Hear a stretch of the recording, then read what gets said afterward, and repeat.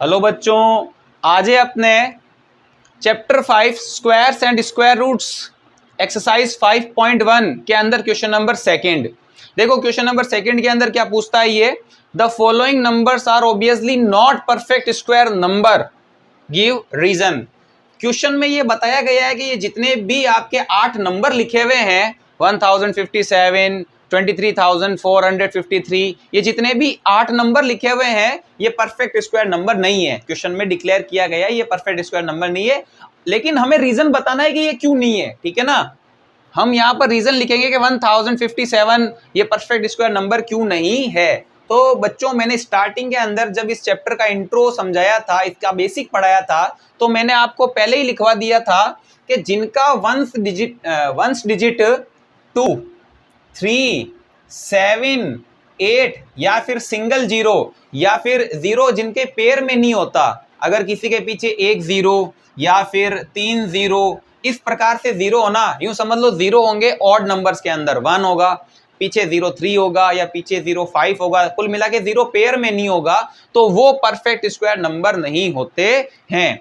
तो वही रीजन हमें यहां पर लिखना होगा। अब आपको पता चल ही गया होगा कि 1057 क्यों एक परफेक्ट स्क्वायर नंबर नहीं है, क्योंकि इसका वंस डिजिट क्या है, 7। तो हम लिख देंगे वंस डिजिट इज 7, इस वजह से ये परफेक्ट स्क्वायर नंबर नहीं है। अब ये परफेक्ट स्क्वायर नंबर क्यों नहीं है, क्योंकि इसका वंस डिजिट क्या है, 3। मैंने आपको पहले ही बताया था, जिसका वंस डिजिट 2, 3, 7, 8 या फिर सिंगल जीरो वगैरह हो तो वो परफेक्ट स्क्वायर नंबर नहीं होता है। तो हम यहाँ क्या लिखेंगे, वंस डिजिट इज 3, इस वजह से ये परफेक्ट स्क्वायर नंबर नहीं है। अब ये 7928 ये परफेक्ट स्क्वायर नंबर क्यों नहीं है, क्योंकि इसका वंस डिजिट क्या है, 8, इस वजह से ये परफेक्ट स्क्वायर नंबर नहीं है। वंस डिजिट इज 8, इस वजह से ये परफेक्ट स्क्वायर नंबर नहीं है। ये वाला नंबर 2,22,222 ये परफेक्ट स्क्वायर नंबर क्यों नहीं है, क्योंकि इसका वंस डिजिट क्या है, 2 है, इस वजह से ये परफेक्ट स्क्वायर नंबर नहीं है। तो आंसर क्या है, वंस डिजिट इज 2, इस वजह से ये परफेक्ट स्क्वायर नंबर नहीं है। अब ये है आपके 64,000, ये परफेक्ट स्क्वायर नंबर क्यों नहीं है, क्योंकि देखो इसके पीछे कितने जीरो हैं, 3, तो जीरो पेयर में तो नहीं हुए ना।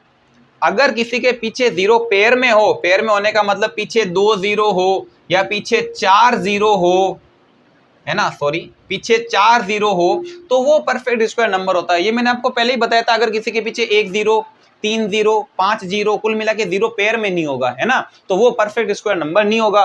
तो इसका आंसर क्या लिखेंगे, इसमें हम लिखेंगे zero is not in pair. ठीक है ना, हम यहां पर क्या लिख सकते हैं, zero is not in pair. ठीक है ना, जीरो किसमें नहीं है, पेयर में नहीं है, इस वजह से ये परफेक्ट स्क्वायर नंबर नहीं है। ये 89,722 ये परफेक्ट स्क्वायर नंबर क्यों नहीं है, क्योंकि इसका वंस डिजिट क्या है, 2।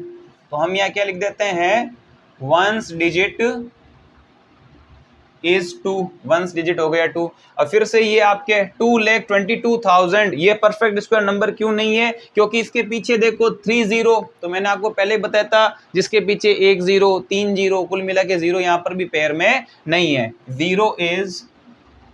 Zero is not in pair, zero किसमें नहीं है, पेयर में नहीं है, इस वजह से ये परफेक्ट स्क्वायर नंबर नहीं है।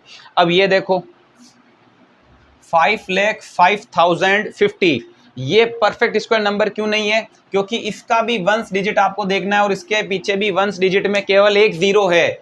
आई बात समझ में, यानी जीरो यहां पर भी पेयर में नहीं है। तो रीजन लिखोगे आप, zero is not in pair, तो जिनका जीरो पेयर में नहीं होता वो परफेक्ट स्क्वायर नंबर नहीं होता। होप कि आपको क्वेश्चन नंबर सेकंड समझ में आया होगा, आप इसको नोट कीजिए। नेक्स्ट वीडियो में मिलेंगे हम दोस्तों क्वेश्चन नंबर 3 के साथ, तब तक के लिए थैंक यू फॉर वॉचिंग।